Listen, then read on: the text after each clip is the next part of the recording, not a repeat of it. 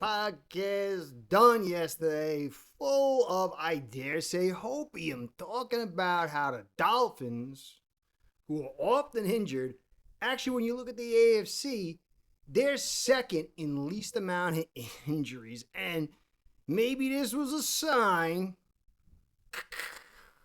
that we were going to get good luck. I'm not here to tell you with the Daniels twisting of the ankle in practice or Waller with the hip who's not going to play is the end of hope. But I got to axe out some of this hopium. I want to thank PJ Bamonte. He said, do your matchups on Saturday when all the dust clears. He's like, I always hate when people put it out early and then things really dramatically change. It kind of screws it. I was like, all right. So I'm putting out the matchup tomorrow. I'm going to have a special surprise. D1 cornerback, Darius DeHate. He's going to do it with me. We're going to do it together, put film in there, all kinds of stuff. And I'm glad I did it for tomorrow. So I'm going to cover the potential of injury advantage we've had because the rest of the AFC, besides the Pats, have suffered severe injuries. But let me tell you, Daniels could play tomorrow, Sunday, but that's not a good sign, and it's going to compromise him. And the Waller thing, I was like, maybe this time. Felt like Charlie Brown kicking the ball. He's going to be all right. Now, I'm not saying he's not going to be, but he's got a hip injury. So I'm going to cover those things, the injuries that if you're not really paying attention to, even with the Daniels and the Waller thing, Dolphins are still doing good because the Bills and the Jets, they've got devastating injuries coming in. Not saying they're going to suck, but clearly the Dolphins had a strong advantage until this report. So that's going to be what I'm going to cover here today. So check out the full matchup tomorrow. Come out very early. I'm getting up at the crack of dawn with Darius to get this thing out. But the likes, subscribes, comments, and views, all that stuff keeps Curtis in the biz. Algo gods, I keep talking. You guys have been doing a great job feeding him. 10K is the number I'm trying to get to so my sponsors can keep me, and that's what I want. I love to do this thing, even though being a Dolphins fan drives me crazy. But in the end, I love to do it, and I'm grateful for all the help you've given me. So I want to give you a shout out. I want to give you a shout out. I got so disturbed over this Daniels thing. It's so annoying. Anyway, I want to give you a shout out and a shout out to my sponsors because without the two of you, this show ain't going down. Ace Per Head's betting software is the premier white label platform for bookies to manage their players and grow their sportsbook operation. Click the link in the description below to get set up in minutes. Ask for the Curtis promo and get a special introductory discount. All right, guys. Thankfully, Daniel's the big one. Waller is just kind of like a roll of the dice. Would be really nice. But Daniels is a guy we brought in coming off an Achilles injury. Thankfully, it wasn't on the same leg as the injury because that would be bad mojo, bad portents, bad, I don't know, whatever you want to call it. But it wasn't. It was on the left leg in practice, and he's questionable, which means he could play. But when you watch a play, there is a little bit, for me, from what I'm seeing, not 100% on that right leg. And if he's not 100% on that right leg and that ankle's there and you're playing on turf, I think it could be a problem. I don't know if he's going to show. If he does show, it could exacerbate that ankle injury and maybe certainly lead him not to be what he needs to be. And we need this offensive line. It looked like everything was good coming together with Jackson coming in this week. But the more I look at this team, the more I realize we need to run the football with the big caveat that the Colts DC loves to blitz and doesn't really have the great tools. He's from the Bengals. He was with us for a while. I can't ever say the guy's name. So even if we don't run necessarily awesome and he calls some bad blitzes at the wrong time, we could put those points on and get ourselves in a nice situation. But the consistent, the best odds is if we can mix it in with a little run inside to change that leverage, catch one of those blitzes on a play action, and then get those big points. Daniels is key. Brunskill, I guess, would take over for him. He's not a bad backup, but you got Jackson, who hasn't played. Brunskill's long in the tooth. Jonah, he's a rookie. Paul's figuring it out, and no tight ends. Julian Hill might have an epiphany, and if that tight end play really rises, it could offset some of the stuff inside. But we got two tight ends. We got Hill and Tana, who can't block. We can offset that a little bit in 11 personnel with Westbrook and things like that. But this front of the Colts is deep and good. And if they play the usual way teams play us, play out wide, get some depth on that line, really constrict some of the stuff we do with the screens, although we don't know if we're going to throw a lot of screens this year, and the runs outside, and then to drop those linebackers, it's going to make it tough sledding. You need Paul there because Jackson can't move, guys.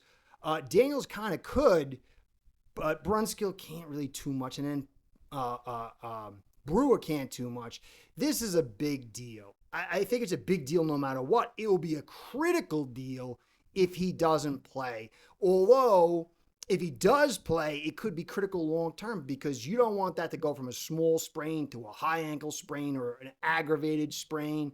So it's a sticky situation, guys. I still think we can win, but their front on that D side is a challenge. The strength of that defense. They got some guys. They got a nickel. They got Howard over there. They got a safety at the top. But really in depth and talent, it's that defensive front that's going to get this defense to win or lose, as well as the DC maybe screwing up on a call with a blitz. So Daniels was playing pretty good. There were some things I didn't like, but I figured he was getting himself acclimated again. But this is a big deal. The last day of practice, he wasn't seen in the practice warm-up, so he might be in, guys. We got to hope he is, and then hope that he doesn't get an injury re-aggravated. Because tie in before I get into the Waller thing, guys, Vera Tucker went down for the season for the Jets. They had to move Tippmann, who was their center, over to guard, which is good. But then I think Meyer, he's a backup center inside. And that whole team is based on defense and an offense running the football to keep them fresh, to protect Fields. And without Vera Tucker, they're wasting a first-round pick because he tore tricep on the opposite side 3 years ago. He was injured year one. He was a little dinged up last year. It's a failed pick. And it's going to cripple him this year because they're already digging into the second squad. And that is good news for the Dolphins' chances. Pats, they don't really have anything serious. Gonzalez is a little dinged, but I think he's playing.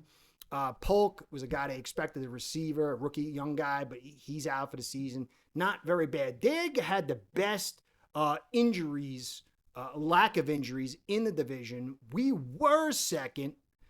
Depending on how this Daniels thing plays out and the Waller thing plays out, we could fall to third. Although maybe not because Jets have been screwed with the loss of Eric Tucker. And then there's the Bills. You want a chance to beat them. Hairston, their first round pick, will be out till week 6 or 7. Benford, their top cornerback's got a groin issue. Not terrible, but you don't want that to start the season. That can easily turn into something serious. And then Tre'Davious White, who they brought in to get to replace Hairston or take over until he gets back or help out through the season, he's got a groin issue. And then they lost Dwayne Carter, their third-round defensive tackle. They drafted 2 young guys to fill that out, but that's never good. And then Coleman, their one of their top picks first or second round, last year, he's got a groin issue. And so the Bills are going against the Ravens. And it's not going to be easy, especially with all these injuries, with the uncertainty at the defense. Blaine Bishop, the guy they spent a big pick on last year at safety, injured last year, injured this year, inconsistent. So there's real opportunity. Not saying we could take advantage of it because that Bills team's a good team, but the opportunity was there. We cannot lose Daniels for an extended period of time. And that makes the quandary about putting him in or not this week. Just got to cross our fingers. I'm not trying to take hope from you, but it is a big hit in this hopium department. And then there's Waller. I said, whatever. You spent the back end pick. Maybe they knew something. Maybe it would finally pan out. It wouldn't be an OBJ thing. He's got a hip injury. He really didn't practice much. He hasn't taken any contact. This looks like something that could be a long-term thing. Not like, forever, but it might be a week or two. And because we're so tight at this tight end group, and if it also points to it could end up being another OBJ thing, which would be a mockery. It'd be another pie in the face of a fan base and a team that doesn't need any more pie. And so while playing or not, it's not the end of the world because Tanaka could do some of the things, not to the same level if Waller's healthy. But clearly, we are so thin in this tight end department, and Hill is so mercurial with his hit and misses.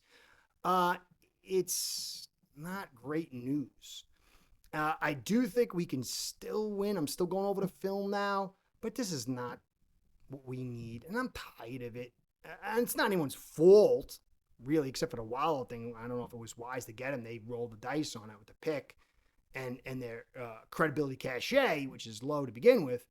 But man, we need this offensive line in a big way, and Daniels was expected to be a big piece of that pie. So let's hope everything works from here. He plays, he doesn't get hurt, he bounces back. We don't know how bad it is. Questionable doesn't mean out. It's not doubtful. So I don't know if it was serious, but it's probably bouncing that line, and that's why he's questionable. And we just got to hope that if he does play, it doesn't get aggravated. So that's the news, guys. Don't be down. I'll get that matchup to you tomorrow. But boy, man, I saw somebody in the comment section say, have you ever seen a team get more guys hurt in practice? Fingers crossed. We need it. Anyway, Curtis saying, be well, go Fins. Curtis out. Start building your own online sportsbook today by getting signed up with aceperhead.com service that'll allow you to book action on sports from all around the world.